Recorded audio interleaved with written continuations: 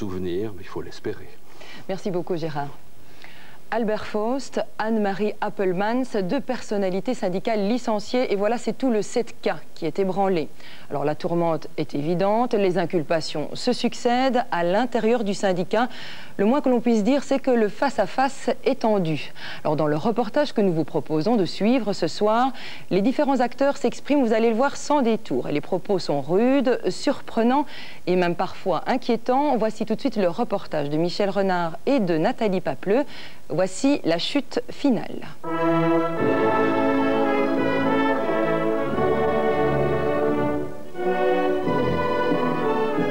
La question ici, c'est que la justice doit faire la part des choses. Peu importe si on s'est enrichi, en tout cas on a gaspillé, galvaudé l'argent, et en dépit de toute éthique, on a triché. La question est de savoir, est-ce qu'il y a des malversations? Est-ce qu'il y a des détournements de fonds? Est-ce qu'il y a des enrichissements personnels? Est-ce qu'il y a eu des horreurs de ce genre-là? Eh bien là, j'attends avec impatience la discussion, effectivement, avec la justice. Monsieur Faust, il estime qu'il ne va pas tenir de comptabilité. Donc c'est lui qui estime qu'il est une baronnie, qui doit tenir compte de rien. Mais comme cela, la FGTB ne fonctionne pas. Je pense que pour ce qu'elle m'a fait, il n'y a pas de réparation possible. Il n'y a pas. Ça n'a pas de prix. Donc, je ne peux pas mettre un prix là-dessus. J'ai vraiment l'impression que c'était une mise à mort. Je crois que malheureusement, il y a un cumul au fil des années de situations et d'attitudes qui sont non équivoques sur le fait qu'il y a des fraudes, des malversations, une utilisation abusive des fonds syndicaux.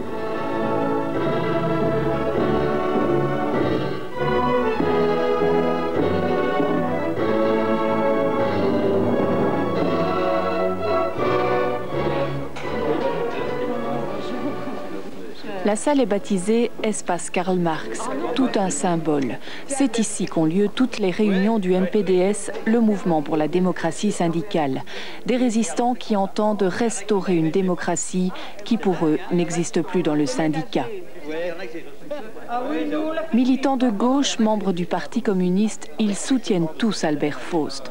Avec son comptable Marc-André Verber, Albert Faust a été licencié du syndicat en juillet dernier.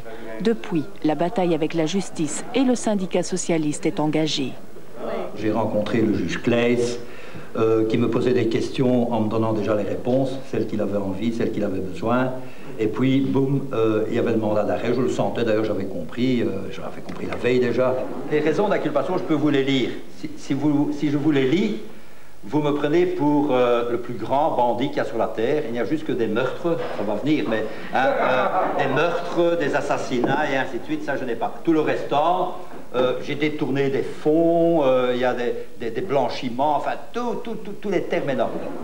Mais je pense que Albert Faust est plus victime, disons, même s'il a participé à un système, je dirais plus victime, le départ du père Nollet, à mon avis le remplacement par le petit Nollet, enfin bon, tout ça c'était des choses qui étaient vraisemblablement dans l'image au moment où on a demandé à Albert de s'en aller. Vous êtes prêt à le soutenir? Certainement, oui. Je suis hyper fâché. Je suis fâché sur les mœurs, sur la méthode, sur le fait qu'on aurait pu en débattre dans toutes les instances concernées. Il n'y a pas eu de débat, ça s'est fait, je veux dire, c'est une pratique de putsch, donc ça ne correspond pas au fonctionnement démocratique et aux règles que s'est donné l'organisation syndicale. Parce que le problème, c'est quand on marche sur ses propres règles, à ce moment-là, il y a un problème de déficit démocratique, quoi.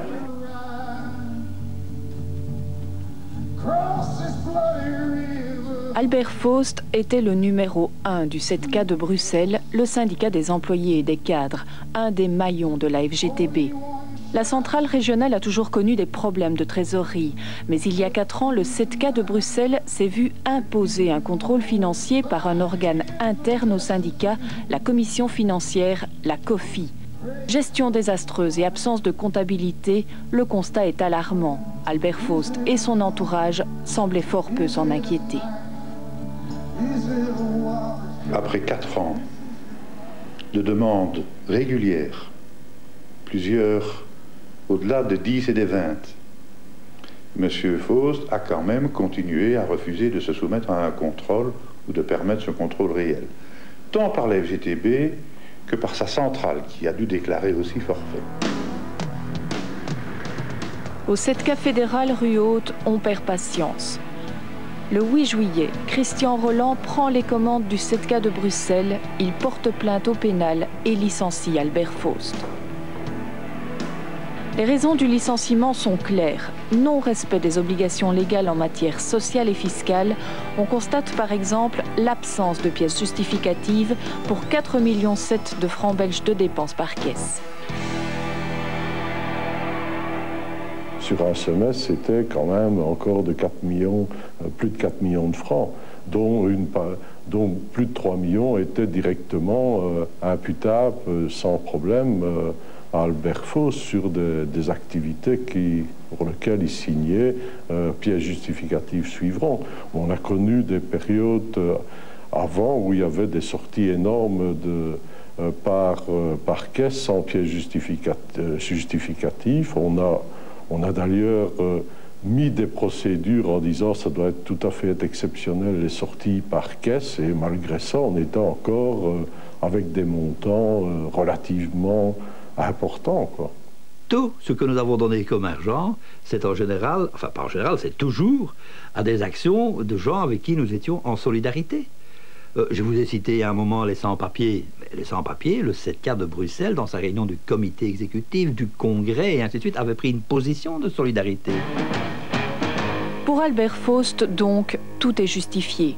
Mais dès lors, où sont passées ces pièces justificatives? Pas de facture, pas de ticket, pas de reçu. Les instances fédérales pensent tout simplement que ces pièces ont été volontairement détruites. Je pense qu'il doit y avoir un système qui fait qu'on détruit les pièces. D'abord, il y a des pièces qu'on ne donne jamais, et comme par hasard, des sorties de caisse systématiques le dernier jour de la semaine, pas de pièces justificatives qui arrivent pour justifier ces dépenses, et puis d'autre part, des pièces qui manifestement ont été placées à certains endroits pour pouvoir être détruites. Le problème, c'est que dans leur inorganisation organisée, ils en ont oublié, qu'on est tombé dessus, bien sûr, hein. Et donc il en manque, mais il y en a d'autres qui attestent que le système est bel et bien organisé. Toutes les pièces et tous les justificatifs étaient place-roupe. Comment est-ce que je dis, la comptabilité était réglée, régularisée, tout ce qu'on veut une fois par an au moment où le bilan était fait. Mais tous les documents étaient là et aux trois quarts, tout était déjà en ordre et ainsi de suite, etc. Mais quand ils ont fait le putsch, je parle du 7K national et de Christian Roland en particulier, quand ils ont fait le putsch, ils ont fermé toutes les portes et ils ont emporté tous les documents. Et maintenant, bon, moi je ne sais pas où ils sont. Le mot d'ordre n'était pas de tout détruire. Chez nous? Non, absolument pas. Absolument pas. Quand une comptabilité était terminée, 2-3 ans après, il y avait des archives qui étaient détruites, ça oui, mais plusieurs années après. Mais ça, il n'y avait rien d'illégal à ça, vous savez. L'association de fait, X nombre d'années après, peut détruire, hein, ça c'est pas le problème. Hein. Au niveau des salaires et ainsi de suite, tout ça a été en gros déclaré sans problème et ainsi de suite. Et donc par conséquent, les pièces existent toujours. Ces pièces justificatives ont-elles été détruites par le 7K de Bruxelles ou volées par le 7K fédéral? Il est très difficile d'y voir clair. Une chose est sûre, plusieurs sorties de caisse ont servi à payer des suppléments de salaire au noir. De nombreuses enveloppes ont circulé en toute illégalité et elles avaient déjà fait scandale au 7K d'Anvers en 95 lorsque la justice avait mis au jour et condamné ce genre de pratique. Quand en 95 est sortie l'affaire d'Anvers, du 7K d'Anvers, dans tous les états-majors syndicaux, ça a été le branle-bas-le-combat. Il y a eu des réunions à n'en plus finir, et naturellement, il y a eu des réunions à Bruxelles aussi, avec tous les membres du secrétariat, où nous avons essayé de trouver des pistes et voir comment, dans un avenir, nous allions faire pour sortir de cette erreur, hein, parce qu'on peut appeler ça une erreur, et en tout cas quelque chose de pas légal. Alors, il y a eu tout plein de pistes proposées par le comptable, Marc-André Verbeure, mais personne n'a voulu cette piste. À Bruxelles, les paiements en noir ont donc continué. Claude Debloc, le secrétaire général adjoint du 7K de Bruxelles, parti en 99, a ainsi touché un capital pension de plus de 7 millions de francs belges non déclarés au fisc et à l'ONSS. Nous avons découvert au moins des paiements en noir et notamment 7 millions payés dans une valise à M. De Bloch, qui est aujourd'hui officiellement inculpé. Lors de ces auditions, Claude De Bloch confirme. J'ai effectivement touché du noir, mais c'était une pratique normale du passé, dont j'avais connaissance quand je suis rentré au syndicat. Mais est-ce que cette prépension a été payée au noir? Elle n'a pas été payée au noir, puisqu'elle a été enregistrée comptablement, elle a fait l'objet de conventions écrites. Généralement, quand on fait du noir, on ne laisse pas de traces écrites. Donc, elle était, je vais dire, tout à fait officialisée. Est-ce qu'il a reçu tous les mois des compléments au noir? Il l'a reçu pendant une certaine période, mais bien avant son départ, il a reçu effectivement des compléments. Parce que, bon, c'était l'héritage du passé et on était en pleine phase de régularisation. D'ailleurs, c'était le dernier. La dette vis-à-vis du précompte professionnel s'élève aujourd'hui à près d'1 200 000 €, auquel s'ajoute une facture de 2 400 000 envers les structures fédérales de la FGTB et du 7K. Malgré une ardoise déjà bien remplie, à Bruxelles, on ne renonce pas facilement aux avantages du passé. Les responsables réclament que leur enveloppe au noir soit incorporée soit dans leur salaire officiel, soit compensée par une voiture de leasing, parfois les deux. Et comme l'enveloppe était bien garnie, les voitures étaient haut de gamme. Nous avons été trouver Albert Faust en lui disant, voilà, moi je ne veux pas que mon enveloppe soit passée déclarée comme argent dans mon salaire de base, à la place je voudrais un leasing. Et Albert Faust, je crois qu'il y a encore des documents qui attestent ça, a donné son accord. Évidemment, le montant de mon enveloppe, avec ça, j'ai dû prendre une voiture de haut de gamme. Ceci étant, je ne dis rien de mal de Mercedes. Hein. Moi, je crois que c'est la liberté de tout un chacun de rouler dans un véhicule en fonction de ses préférences, quoi. Je suis costaud, j'ai besoin d'une voiture où je suis en sécurité et où je ne frotte pas avec la tête le plafond, quoi. Donc si vous avez pris une voiture haut de gamme, c'était pour ne pas perdre d'argent par rapport à ce que vous aviez en noir avant. Tout à fait, mais sans pour autant augmenter les charges patronales de l'entreprise. Or ça, les autres, non seulement ils ont eu leur argent blanchi dans leur salaire, mais quelques mois après, grâce à mon travail d'approche vis-à-vis d'Albert pour ce leasing, eh bien, tout le monde a eu un leasing. Albert Faust a refusé le leasing. Il a acheté sa propre voiture, une BMW, pour laquelle il a demandé une avance de 35 000 € au 7K. L'avance a été octroyée en février, mais n'a été remboursée, curieusement, que quelques jours avant son licenciement. Il avait pourtant promis de rembourser dans les 15 jours. La voiture est arrivée au mois de février. J'avais demandé d'urgence une avance parce que bon, il fallait aller la retirer. Et puis, j'ai fait les démarches pour avoir un prêt et j'ai eu le prêt début juin. Et ça a donc été remboursé début juin. Voilà. Pourquoi est-ce que vous n'avez pas fait un prêt directement à la banque? Parce que j'ai pas eu le temps. Et parce que ça prend du temps. Et parce que j'ai eu une vie, que j'ai encore toujours maintenant d'ailleurs, hein, dans laquelle j'étais occupé quasi 24 heures sur 24 heures. Hein.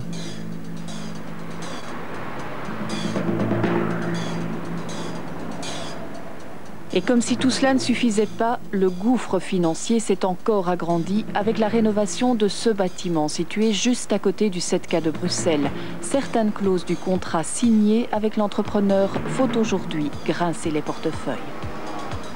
Vous avez acheté ce bâtiment combien et vous vouliez en faire quoi? Je n'ai pas la somme en tête. Ça, vous demanderez à Marc-André Verber, lui connaît ça par cœur, puisque c'est lui qui a géré ça. La philosophie de base, c'est si on a acheté ce bâtiment, c'est d'abord parce que le mouvement syndical, le 7K, s'est agrandi de manière terrible.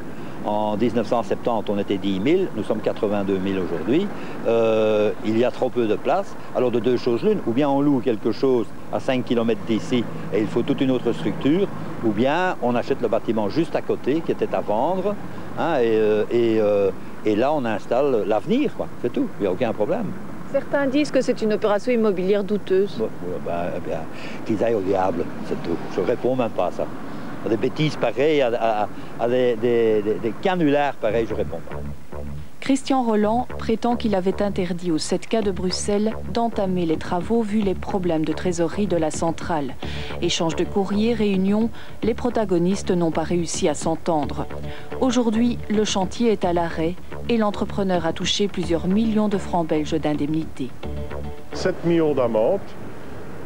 Et c'est assez étonnant, c'est le client qui doit payer des amendes à l'entrepreneur. Mais ça, c'est en vertu d'un contrat. D'habitude, c'est l'entrepreneur qui a des amendes s'il est en retard dans la réalisation de ses travaux. Ici, c'était un mécanisme inverse. Donc, c'était le client qui devait payer des amendes. Et donc, tout ça, c'est un dossier qu'on élucidera par la suite. L'entrepreneur, il a voulu ça parce que il était déjà au courant des difficultés financières de la section. Donc, il s'est dit prudemment, je ne vais pas m'engager sans garantie, ce que je peux comprendre. Mais moi, quand il est venu avec ça, je me suis dit, ben, on va le tourner dans les deux sens. Parce qu'en général, c'est l'architecte ou l'entrepreneur qui ont du retard. Et je m'étais dit, ça c'était une bonne garantie pour moi également, quoi.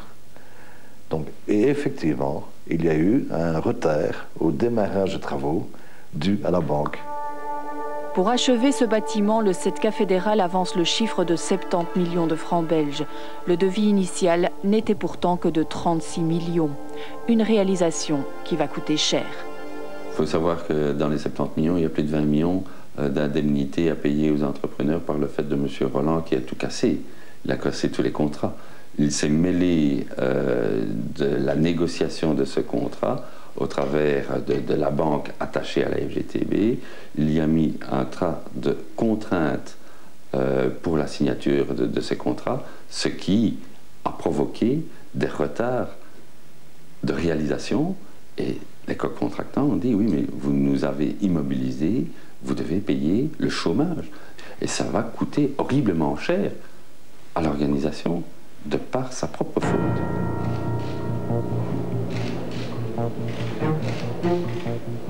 Perquisition au SETCA de Bruxelles, la justice fouille et elle n'est pas au bout de ses surprises. Les langues se délient. Le juge Claes découvre un système de détournement de primes syndicales. Albert Faust n'y comprend rien.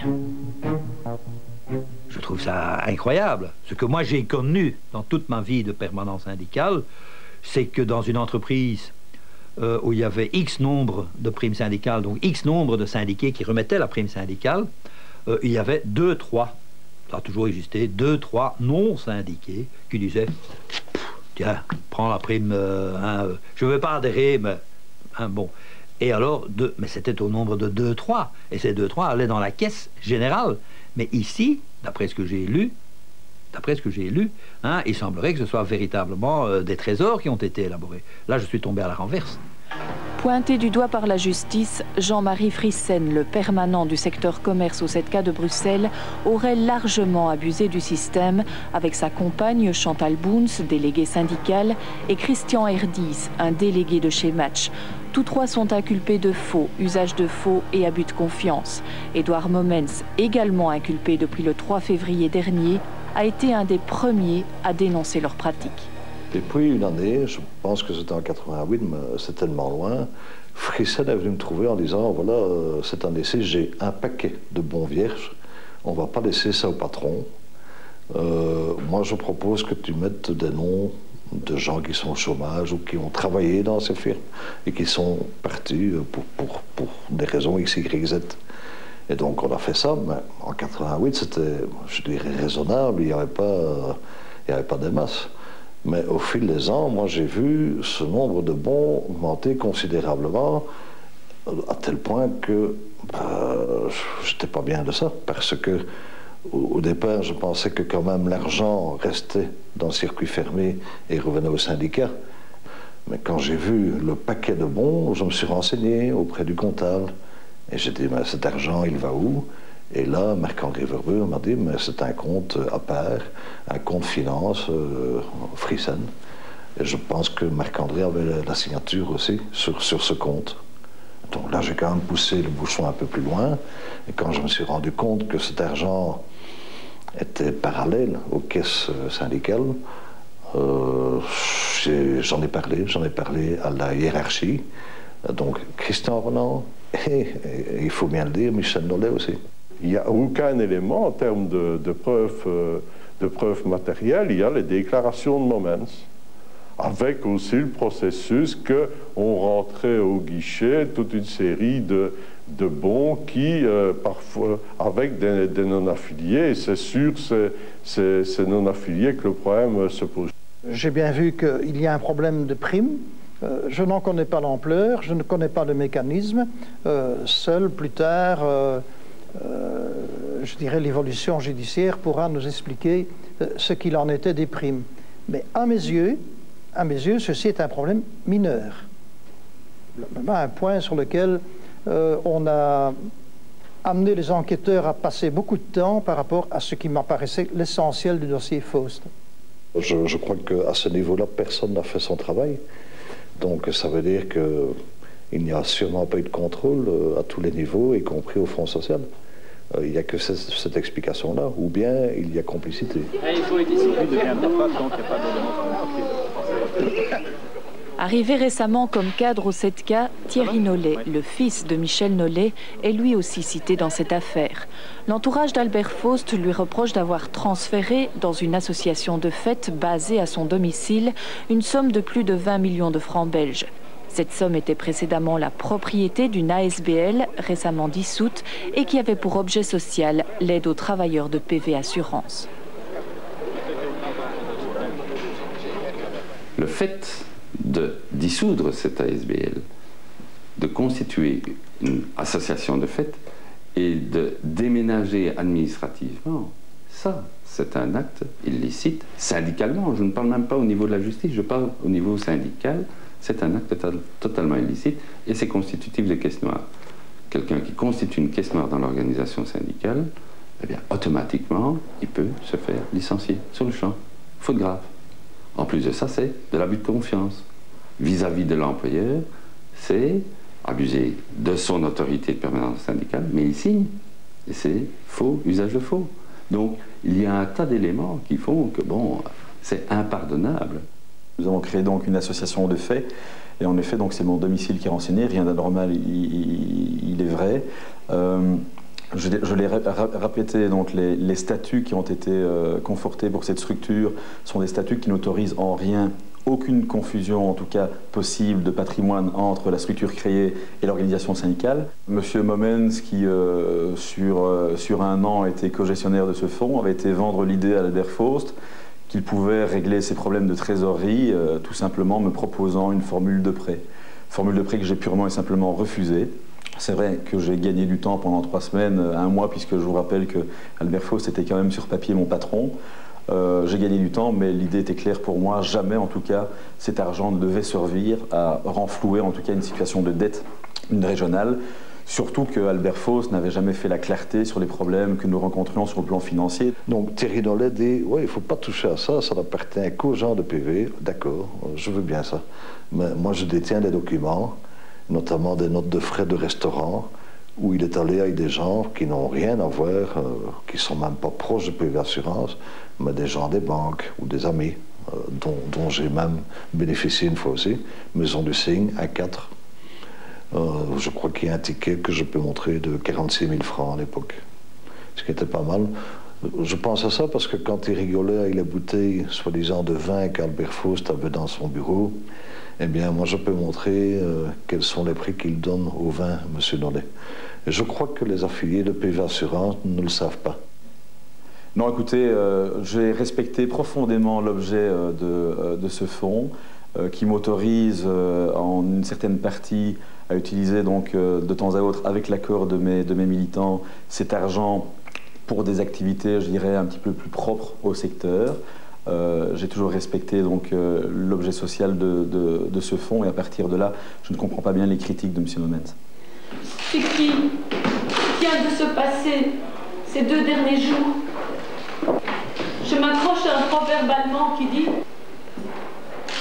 « Mieux vaut une fin terrible qu'une terreur sans fin ».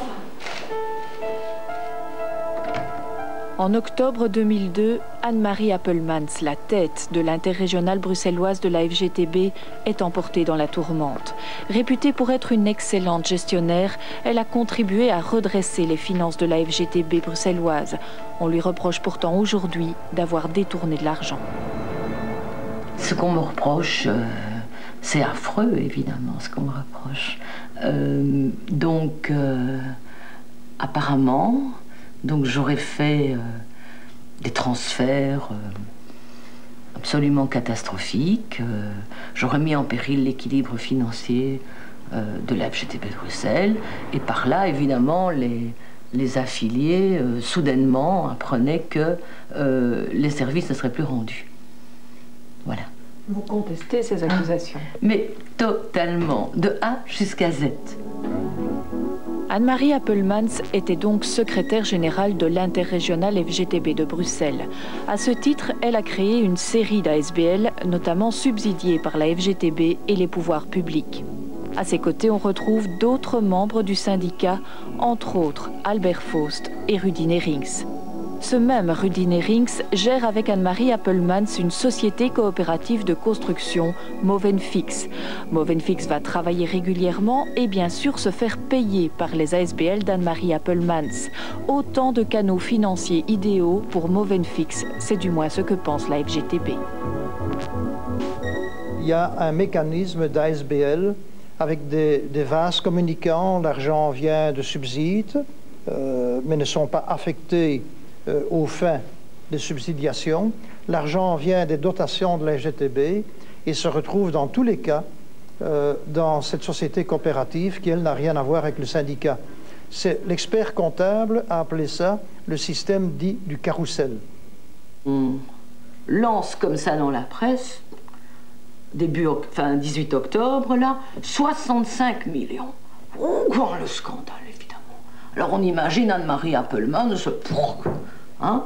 Et puis, bon, alors on oublie de dire qu'il s'agit donc de 65 millions sur 3 ASBL, mais surtout on oublie de dire en combien d'années on a totalisé ces 65 millions. Et quand je pose la question d'ailleurs à l'audit, on ne me répond pas, on me dit qu'il faut encore voir. Bon, alors, en toute hypothèse, c'est sur 10 ans. Mia De Witz et la FGTB s'interrogent sur les activités de Movenfix. Cette entreprise d'économie sociale a réalisé une série de travaux dans les bâtiments du syndicat, mais certains d'entre eux n'ont pas fait l'objet d'un appel d'offres. La FGTB nationale soupçonne des surfacturations. Movenfix faisait également des travaux pour la structure syndicale sans qu'il y avait eu une offre d'ailleurs, une demande d'offre. Nous ne savons donc pas si l'entreprise était la moins chère ou si c'était la plus chère, nous n'en savons rien. Il y a eu beaucoup d'argent qui a circulé dans tout ce circuit. Rudy Nerings, ancien membre du syndicat et gérant de Movenfix, reconnaît qu'il n'y a pas toujours eu appel d'offres. Mais c'était, dit-il, pour faire gagner du temps et de l'argent à la FGTB. Là, effectivement, on avait l'opportunité avec Movenfix d'être très flexible et le lendemain, façon de parler, qu'effectivement le permis de bâtir arrivait, on pouvait commencer les travaux. Mais ça ne donnait aucune garantie à la FGTB de travailler avec la société la moins chère dans ce cas-là. Mais je dirais que garantie, c'est beaucoup dit, mais disons que dans le marché régulier, donc je ne vais pas dire dans le marché noir, c'était des prix tout à fait honnêtes. Je crois même qu'on a travaillé moins cher, trop bon marché. Ils ont dit, voilà, il y a eu surfacturation de la part de Movenfix. J'ai dit, écoutez, il y a une manière très simple de savoir s'il y a surfacturation.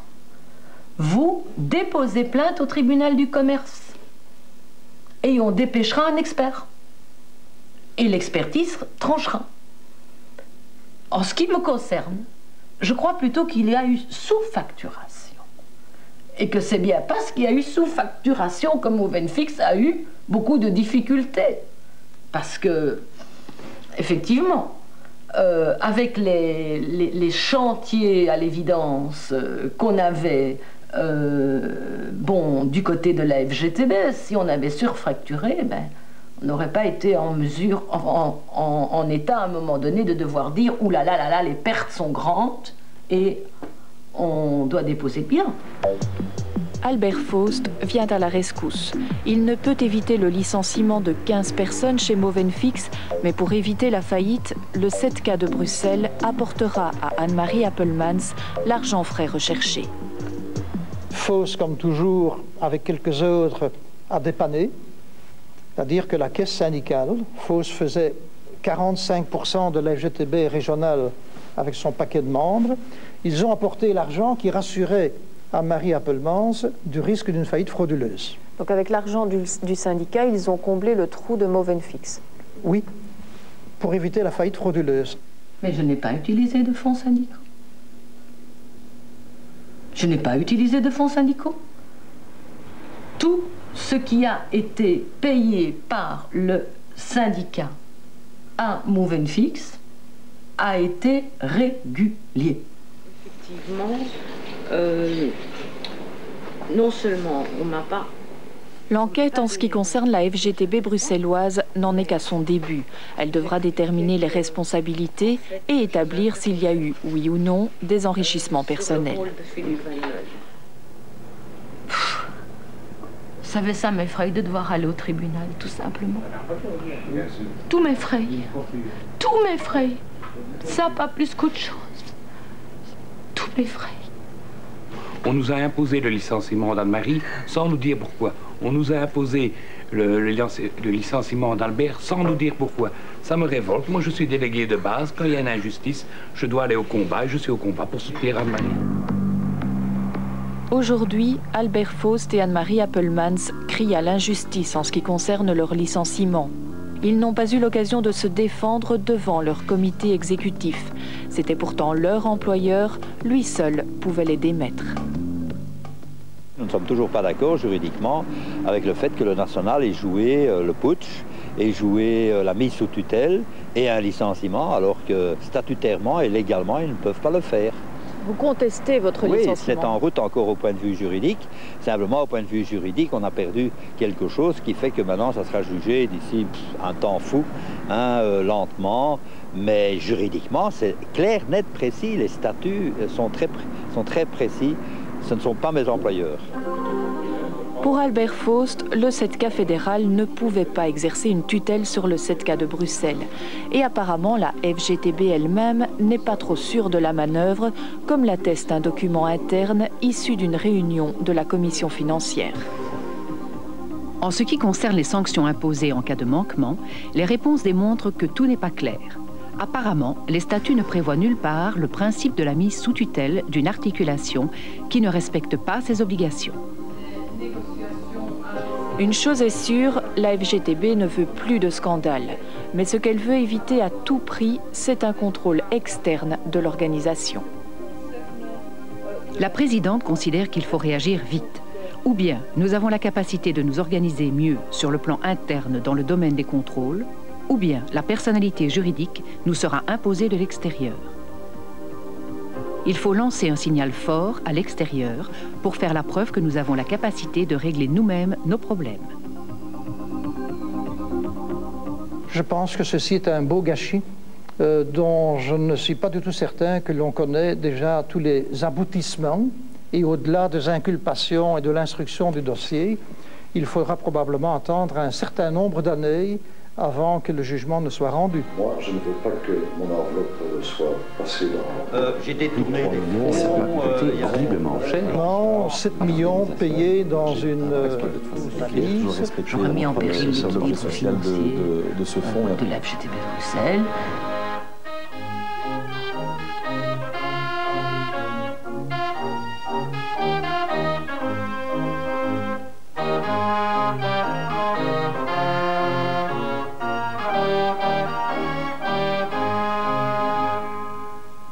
Nathalie, bonsoir. Alors, vous l'avez dit, l'enquête n'est qu'à son début. Est-ce que toutes les personnes que l'on voit dans votre reportage sont aujourd'hui inculpées? Non, évidemment, tout le monde n'est pas inculpé. Alors, pour faire le point, nous avons aujourd'hui 7 inculpés.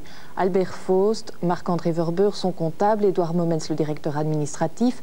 Dans le dossier des fausses primes, Jean-Marie Frissen, Christian Herdis et Chantal Boons.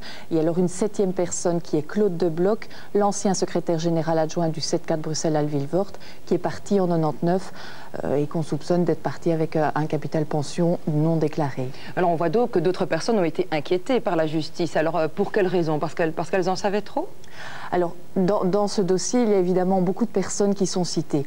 On parle par exemple du dossier d'Anne-Marie Appelmans. Là, la justice n'en est encore qu'à son début. On ne sait pas très bien vers quoi ça peut aller. Ça pourrait très bien déboucher sur d'autres inculpations. Alors, on voit également dans le reportage des personnes comme Thierry Nollet qui ont été emportées dans la tourmente et qui ont dû se justifier par rapport à la justice. Alors là, l'enquête est toujours en cours, mais pour l'instant, Thierry Nollet n'est pas inculpé et tout ce qui a été vérifié pour l'instant est tout à fait transparent. Mais l'enquête n'est pas terminée. Alors parmi les inculpés, il y en a par contre qui ne s'expriment pas dans votre sujet. Alors pour quelle raison? Non, ils n'ont pas souhaité s'exprimer. C'est le cas de Jean-Marie Frissen, de Christian Herdis et de Chantal Boons.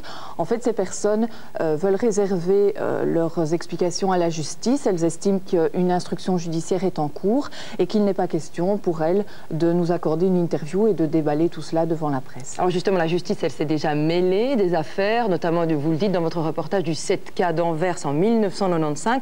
Alors ça veut dire qu'on n'a rien retenu des leçons du passé? Mais bien sûr que si, on a pris certaines leçons. La plus belle preuve, c'est que à partir de 95, lorsqu'on s'est rendu compte qu'il y avait des enveloppes au noir qui circulaient, on a voulu mettre en place tout un système de contrôle interne. C'est ce qu'on appelle la commission financière, la COFI. Alors, à partir du moment où des responsables prennent conscience qu'il y a des malversations, on déclenche des mécanismes, notamment le mécanisme de l'audit. C'est ce que Michel Nollet a fait dans ce cas-ci. Dès qu'il a eu vent de problèmes au niveau de la trésorerie et des finances, il a déclenché ces mécanismes. Donc les mécanismes existent, encore faut-il évidemment qu'ils soient efficaces et qu'ils fassent la preuve qu'on gère en bon père de famille. Alors faire la preuve notamment pour les affiliés aussi, parce qu'on imagine bien quand ils entendent les propos tenus dans votre reportage, pour eux c'est un engagement historique, familial, on imagine que c'est quand même un peu dur comme réaction, hein. C'est vrai que ça peut apparaître comme quelque chose de choquant pour les affiliés. Cela dit, on n'a pas enregistré de désaffiliation au niveau du 7K de Bruxelles-Alvilvoorde. Donc pour l'instant, le nombre d'affiliés reste quand même assez important. Pour le reste, je pense que c'est véritablement un défi pour l'organisation syndicale demain de pouvoir vraiment démontrer que des contrôles internes efficaces sont organisés, parce que autrement, demain, on pourrait très bien leur imposer une personnalité juridique, c'est-à-dire des contrôles de l'extérieur, et ça pourrait véritablement handicaper l'organisation syndicale dans ses actions, notamment ses actions de grève, parce que demain, la justice pourrait attaquer l'association en tant que telle, et plus comme aujourd'hui tous les membres de l'organisation, puisque l'organisation syndicale est aujourd'hui une association de fait, et donc ça veut dire que ce sont des contrôles internes et qu'elle gère en interne toutes les affaires. Merci beaucoup Nathalie. Et puis merci à vous d'avoir été là. Alors notre prochain rendez-vous, c'est dans un mois.